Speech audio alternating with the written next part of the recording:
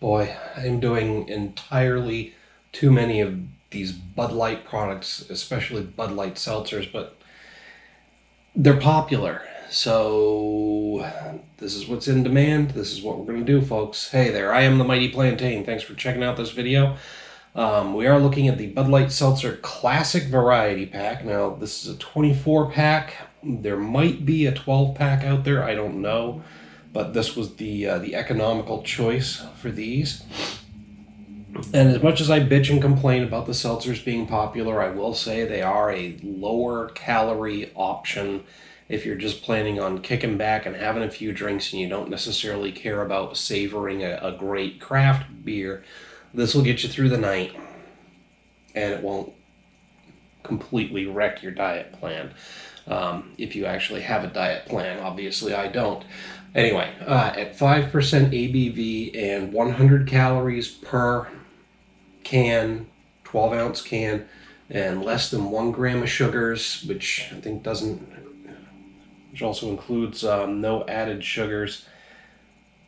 Yeah, naturally flavored with other natural flavors, gluten-free, 2 grams of carbs, less than 1 gram of sugars, 100 calories, natural flavor, contains alcohol, blah, blah, blah. I'm not going to go down through the ingredients list on each of these 6 varieties. That's the one thing that this has got going for it, for my money, is the fact that there are 6 different flavors in it, and you can't always get 6 flavors in any particular variety pack these days. You're lucky if you get 4. So I'll take the 6. We've got mango, strawberry, black cherry, pineapple, cranberry, and grapefruit. I'm going to kind of go through them in no particular order, except I'm going to go with pineapple last because I have a feeling pineapple might be one of my favorites. I almost think that I've had a Bud Light Seltzer pineapple before and it was decent. I'm going to do mango first because I do not like artificial mango flavor, and I anticipate this being my least favorite. So let's just get going here. Didn't get a good tap on that. Just did the nails earlier, so we're going to have a little challenge there. All right. Anyway, a lot of people ask why I tap on the top of the can or bottle always before opening them. And I'll tell you, it's because if you happen to have shaken this up or jostled it in any way, shape, or form, tapping the top of the can or bottle cap can usually get a little bit of cavitation going there, which will cause cavitation action, which causes the bubbles that formed and the pressure there to kind of dissipate a little bit before opening it. It's not a guarantee that the can or bottle is not going to blow up in your face, but it can help. Anyway, it's science. Don't ask me to go into the technical details because I don't know off the top of my head, but it works. So, nice and clear. Doesn't look like any of the natural or other natural flavors in these particular varieties are going to offer any color change. And there's no artificial colors in there either, which is, again, another nice, healthy bonus. Typically, if you see any of these, they're going to have any color to them, it's going to be all of them. So I'm just going to assume that none of them have any color. But we're going to put them under the light anyway. We're going to be thorough here. Yeah. I don't understand how natural mango flavor, and I tend to attribute my distaste for mango to being an artificial mango flavor, but this says it's natural. How does a natural mango flavor wind up giving an aroma that's almost yeasty and bready? What I get off of this is there's a hint of slight sweet fruitiness, but overwhelmingly, if anybody's familiar with yeast rolls, like homemade yeast rolls, it smells like fucking yeast rolls, and I don't know why. Anyway.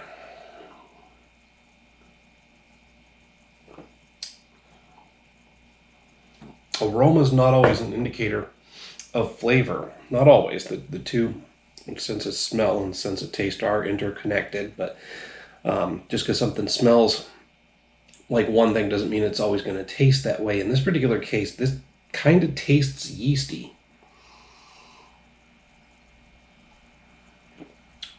I don't know. Maybe some of the filtration equipment was down, or maybe something went wrong with the brew, but it tastes like fucking yeast rolls with a mango follow-up. And again, I'm not a big fan of mango flavor, but again, this is also natural mango flavor, which doesn't tend to turn me off as much as artificial mango flavor does. But yeah, this one's just wrong. It tastes very yeasty. It smells very yeasty. There's a hint of mango. I'm not a fan of it at all. I'm hitting this actually with a 1 out of 5 because it's just plain unpleasant. And I'll try to say this only once. On a scale of 1 to 5, a 2.5 is average. This isn't completely undrinkable, which is the only reason it's not getting a 0. But I'm giving it a 1 because it's just not good. I'm actually going to dump this one out, and we'll grab something else real quick here. One. All right, so I kind of lied. I am going to do the cranberry next, basically because I anticipate the cranberry with the bitterness, and not a big fan of cranberry flavors either. Maybe not being such a hit either. And like I said, I did just trim my nails up today, so I'm in that sore, no leverage phase. By tomorrow morning, it'll be completely different, but I'm just going to use the can opener so that I'm not awkwardly fumbling with these damn things.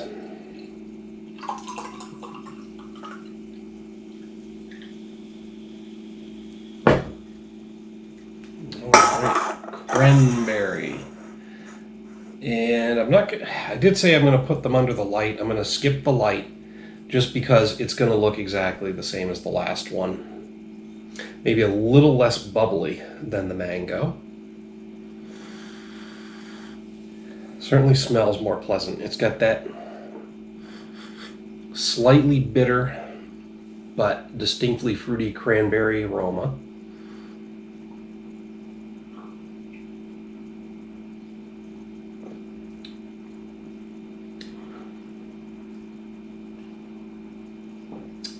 Not bad. Now, all seltzers, for me, have a hint of, I don't know how to describe it. It's almost like a bitterness. And all I can think is it must have something to do with the dissolved CO2 in the seltzer water, which I know CO2 is an odorless, tasteless gas, but for some reason seltzer, I could take a regular glass of water and even a seltzer that's gone flat, and you put them side by side and I can taste the difference between them. So maybe there's something else going on with seltzer water that makes it have this weird bitterness that turns me off. But I get it in all seltzers. I got to admit, this is to a lesser degree than normal, but it's still there. But again, it's just a follow-up with a nice, crisp, slightly cranberry, a little bit of bitterness from the cranberry flavor, and smooth, easy to drink. But again, it's a seltzer water with a little hint of flavoring to it. I'm hitting this one with a 2.5 out of 5. So a nice average beverage. And again, I don't know if there's going to be any surprises in this pack, because it is, like I said, I'm not a big fan of the seltzers. They're just kind of there for drinking. Pardon. And it's a more healthy alternative. I'm not going to say it's a healthy alternative to beers, but it's more healthy than straight out beers. Plus, you are somewhat helping to stay hydrated because it is a water. And regardless of everything else in here, there's more H2O available to your body to use for hydration purposes than anything else. So, Anyway, I'm going to finish this one up. We're going to grab something else next. All right, next up, strawberry. Yes, I know, it's kind of a pansy move, but you know what? I do not fucking care. I mean, hell, I'm already drinking hard seltzer here, so.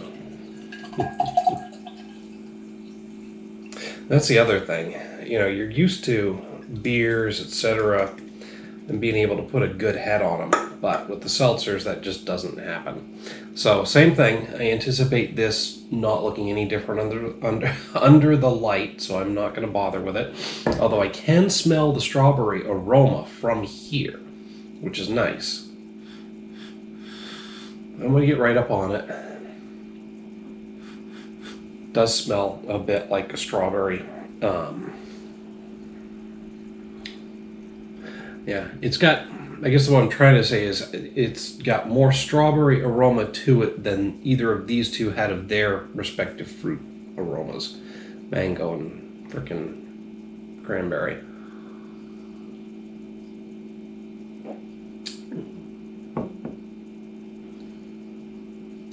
Strawberry with a hint of bitterness. Since it's a natural strawberry flavor, it's not going to have a lot of that sugary sweet strawberry that you're used to from maybe like a strawberry candy. But it tastes more like a natural, go figure, like an actual strawberry, which has got a hint of that sweetness, a little bit of sourness, although the sourness isn't coming through in this, and then just kind of like a watery, vegetative taste, if that makes any sense. But it tastes more like a strawberry, the fruit, than a strawberry, the flavor. It's not bad at all.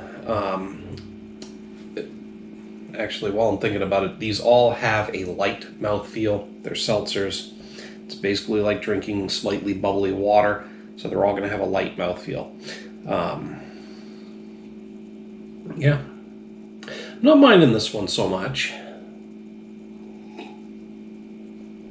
It's got more of a strawberry flavor than the cranberry does. I think I'm going to hit this with a 3 out of 5. On the seltzer scales, it's slightly above average, just a little bit. A lot of seltzers for me tend to run more towards an average rating because they're just, like I said, they're just kind of there for me to drink, and sometimes they provide me with a really interesting or different flavor experience, good or bad. But for the most part, just the plain old ones they're just kind of there. So the strawberry's getting my attention a little bit, so I'm pushing it up to that 3. Although it's not quite, impressing me that much, but anyway, I'm going to finish this one up. We'll move on to the next.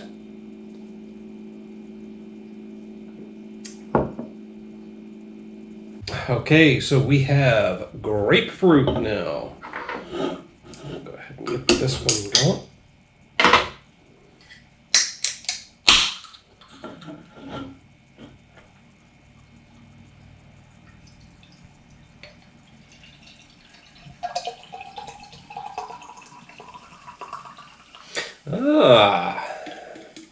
I'm going to hit this one with the light.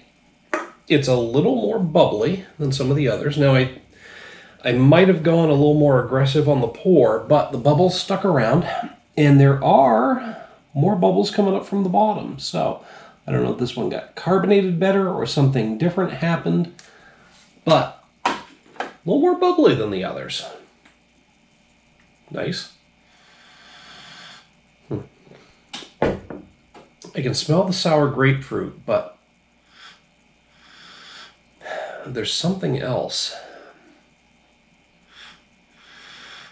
Some other odd aroma just below the grapefruit. It's almost like the flesh of the grapefruit, like that white flesh, the pith. I think it's pith. Anyway.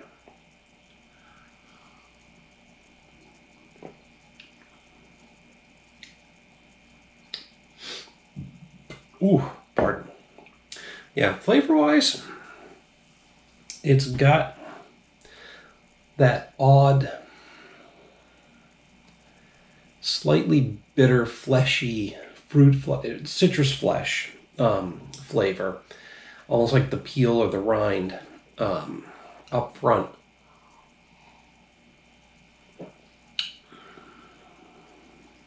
But then just a nice slight hint of sour grapefruit flavor. The grapefruit is not strong by any measure. It's just kind of there. Like they just kind of took the grapefruit and kissed the can with it.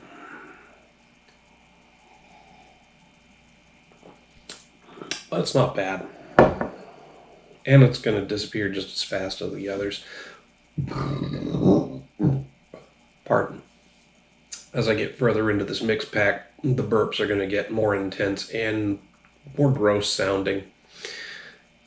Possibly more flavorful, depending on how the next couple shake out in terms of the intensity of their flavor. But yeah, grapefruit, 2.5 from me.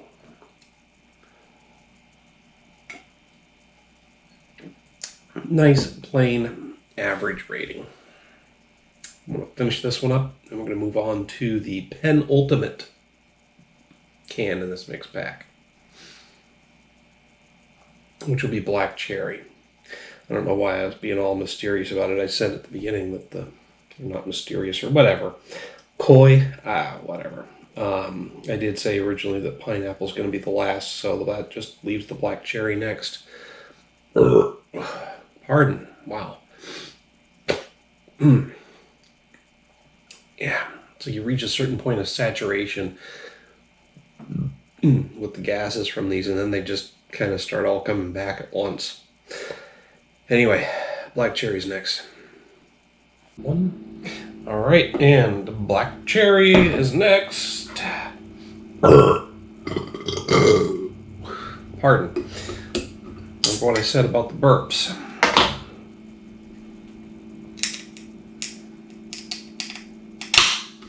I will tell you this, at 5% ABV,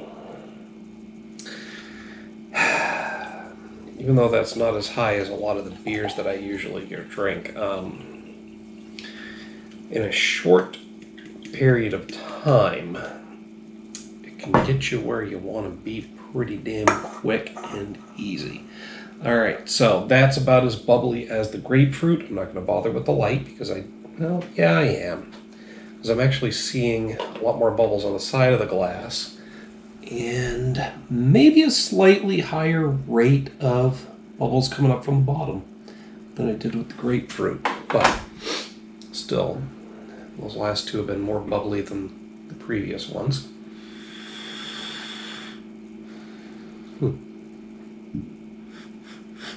Overall, slightly sweet, cherry-based aroma, but milder in terms of the fruity aroma than the others have been so far.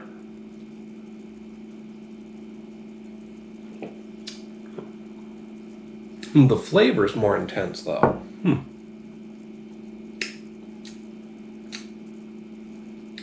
Not particularly sweet. More bitterness from the cherry coming through than I am used to in cherry flavors, but again, it's a natural black cherry flavor without sugar added. I gotta remember that. A lot of what we tend to associate as being a specific type of flavor is because we're used to the artificially flavored shit with sugar in it versus actually just eating the damn fruit. And so when you have the naturally flavored stuff, it tends to be less intense than what you expect. And with a lot of seltzers, trying to be more, health conscious, it's a natural flavor. So you're not going to get that overly sweet artificial flavor that you're expecting.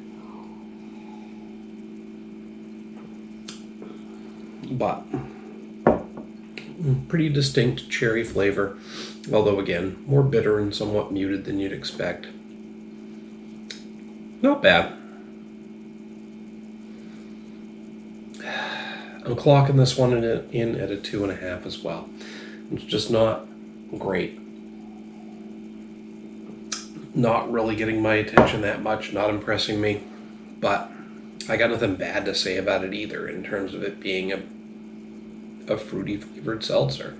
So I'm going to finish this one up. We're going to move on to the last one. We're going to get that pineapple out and finish this pack up. All right. Crap.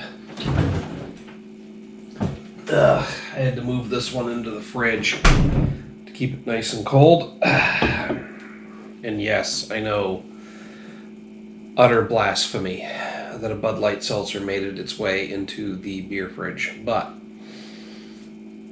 better that than drinking it piss warm, I guess. So, pineapple is the last one up.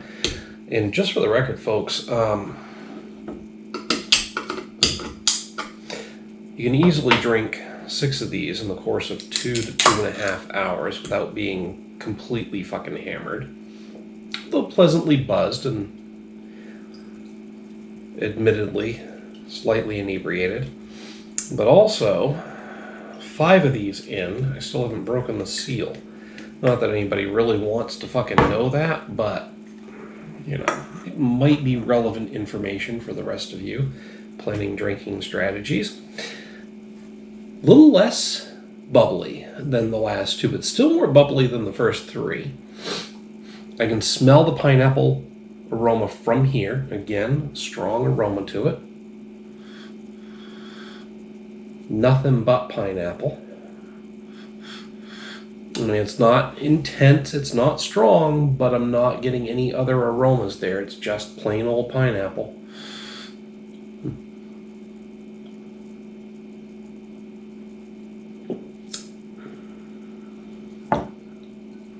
There's that regular hint of seltzery bitterness that I've mentioned before.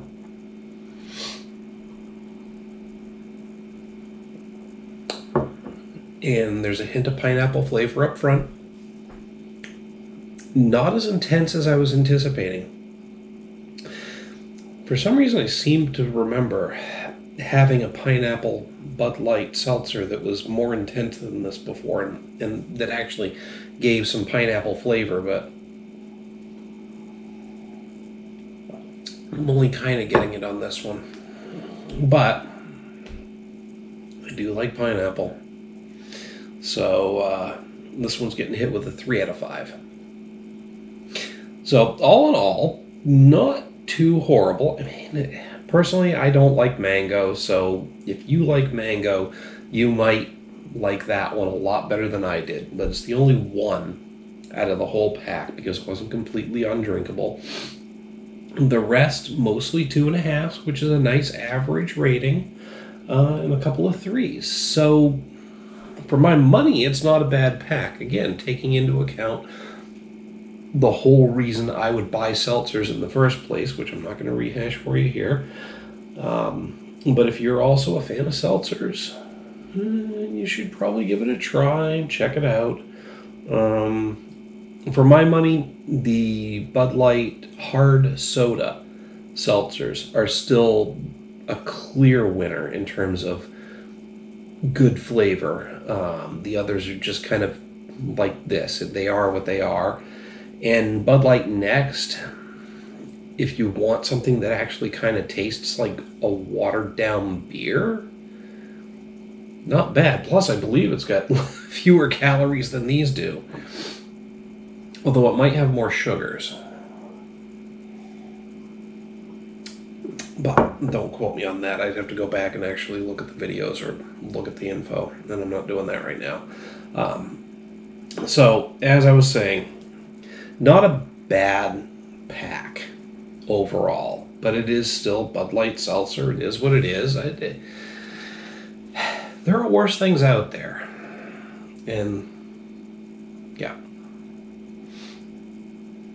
Alright, before I start repeating myself, I'm just going to say, it's my opinion. Hit me up down below in the comments or the email link. Love to hear what you have to say about the Bud Light Seltzer Classic Variety Pack or anything else I've discussed in this video. While you're down there, don't forget to like and share the video. Make sure to subscribe to the channel. Till next time, folks, thanks for tuning in. Cheers.